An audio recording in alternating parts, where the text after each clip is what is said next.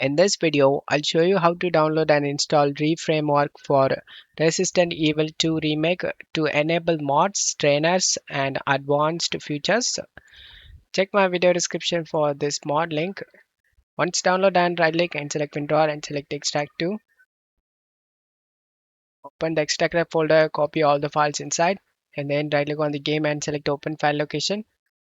Right click on the blank area and select Paste. Once you're done, launch the game. Once you are in game, this menu will show.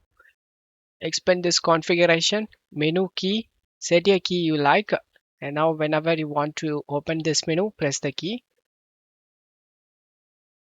First person view, you can enable the first person view, and graphics, hide, UI, everything will be hidden. As you can see, nothing will be shown on screen.